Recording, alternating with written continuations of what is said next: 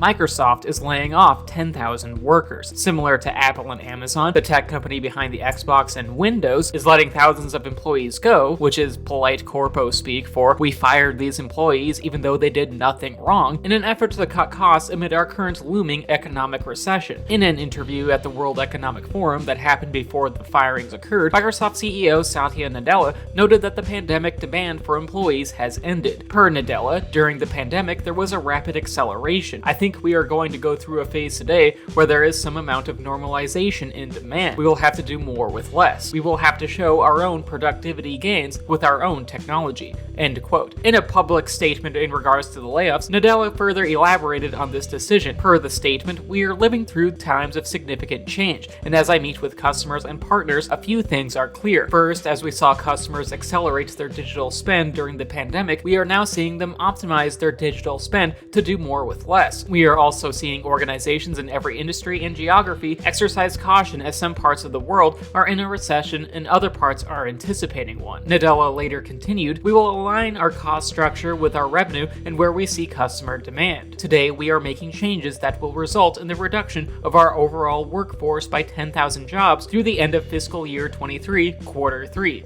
End quote. Microsoft's layoffs occurred across the whole company, but since this is a more gaming-centric channel, today we are just going to discuss which development subdivisions were hit the hardest, by which I mean 343 Industries, the development team behind the more recent Halo games, including Halo Infinite. Even though other Microsoft game development subdivisions like the Coalition and Bethesda took some punches here, 343 reportedly took the biggest beating of them all. While sure, we don't know the exact number of people affected by the layoffs, Bloomberg's trustworthy Jason Schreier claims that 343 was hit especially hard. Additionally, alongside the layoffs, there's a report floating around the internet that 343 is going to lose control of heading up new Halo content in the future, something that 343 Industries denies. Per a 343 statement, Halo and Master Chief are here to stay. 343 Industries will continue to develop Halo now and in the future, including epic stories, multiplayer, and more of what makes Halo great. End quote. 343 Industries has had a rough time as of late, and mostly honestly due to upper management. The studio's most recent release in 2021's Halo Infinite was marred by delays, was missing features like co-op campaign and Forge mode until a year and a half after launch, the highly anticipated split-screen campaign mode was cancelled, and the game's live service multiplayer has been losing its audience ever since launch. And with all of these issues, it's more than fair to criticize 343's upper management for bungling this project. And Patrick Wren,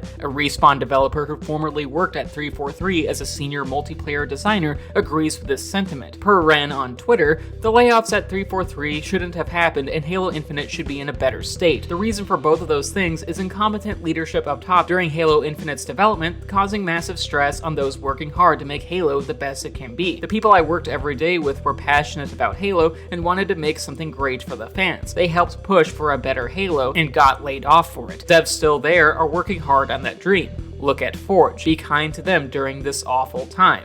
End quote. Of course, 343's leadership won't be majorly affected by the layoffs. In fact, many 343 higher-ups have resigned within the last few months and still have occupational aspirations in game development, whether that means inside Microsoft's corporate ladder or to another company, all while many 343 developers are now without a job. And given that Halo Infinite's struggles are more due to management than the workers, it is unfair. But unfortunately, in our capitalist system, employees are usually the ones who face repercussions for the mistakes created by management. Hell, that shit goes beyond just 343, but to Xbox's and Microsoft's leadership as a whole. After all, Microsoft boasted record results back in fiscal year 2022. The company is attempting to spend nearly $70 billion in order to acquire Activision Blizzard, and just a night or two before announcing the layoffs, Microsoft leadership were serenaded in a private concert by the artist Sting. Fucking Sting! And with that, the company clearly had a lot of expendable cash floating around, yet still claims that it needed to lay off 10,000 people in order to cut costs. It has the audacity to claim poverty for its employees while spending money lavishly. And yeah, Xbox head Phil Spencer said these layoffs were painful, and then there's the fact that Microsoft's recent quarterly income slowed to a mere $16.4 billion,